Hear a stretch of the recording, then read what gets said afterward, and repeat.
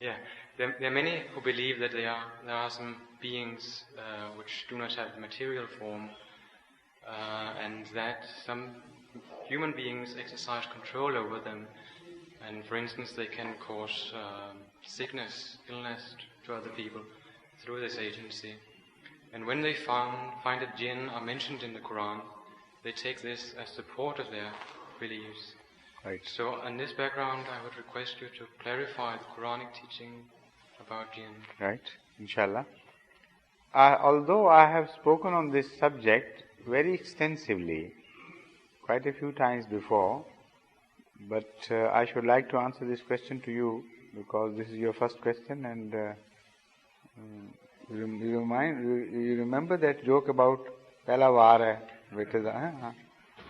So this is your first question here, and I should like to respond to it, though briefly in this session.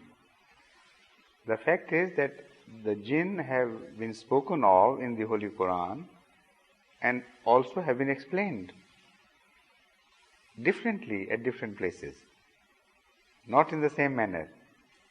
Some jinn are of different nature, some jinn are of different nature, some jinn are of such physical nature that they can be held in bondage under physical chains, like the jinns of Hazrat Sulaiman and Hazrat Dawood.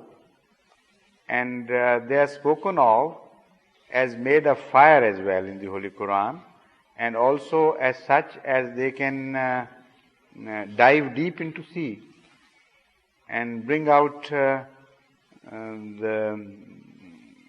stones and things, precious gems.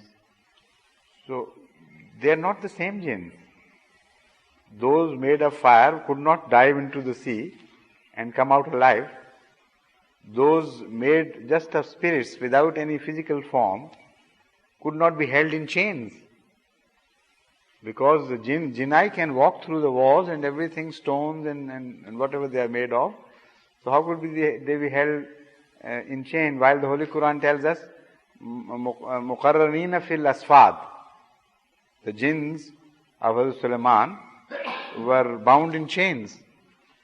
So that shows that the Holy Quran tells us of various jinns, and every time it speaks of jinns, it also has very intricate references from which you can infer, if you want to, the nature of those jinns. And the Arabic language also speaks very widely of various types of jinns. The fundamental character of the word jinn, as understood from the Arabic dictionary, is something which hides you, which escapes your sight.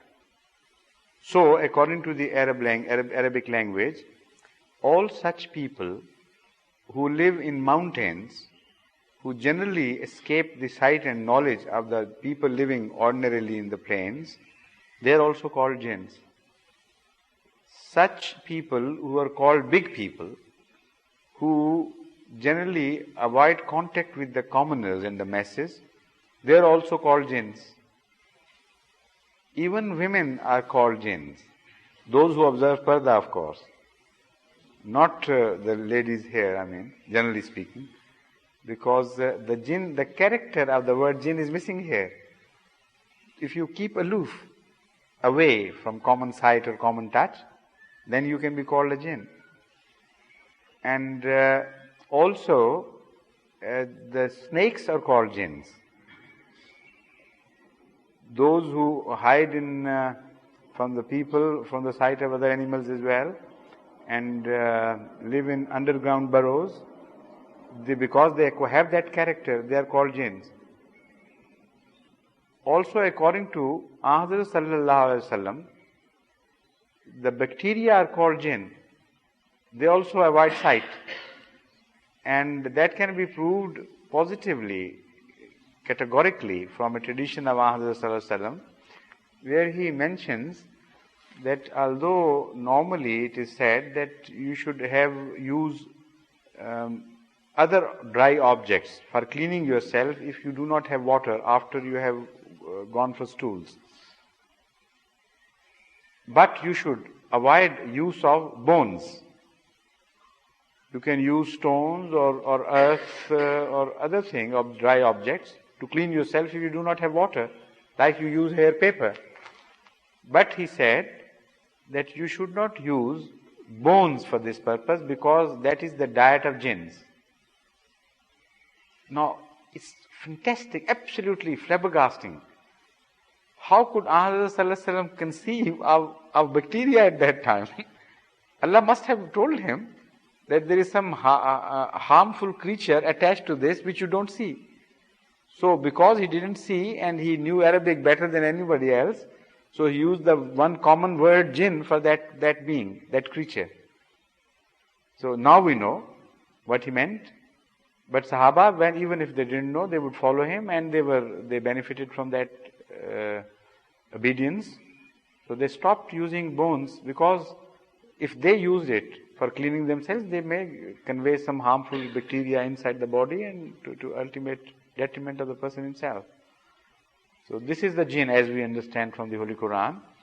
But I have no objection to any jinn of any form. Most welcome. But I am not called upon by the Holy Quran to believe in them.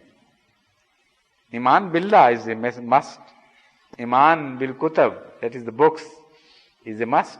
Belief in prophets is a must. Belief in the day of judgment and angels, they are must. But I nowhere read in the Holy Quran that a belief in jinnai is a must. So let them be and let them not be. I don't know.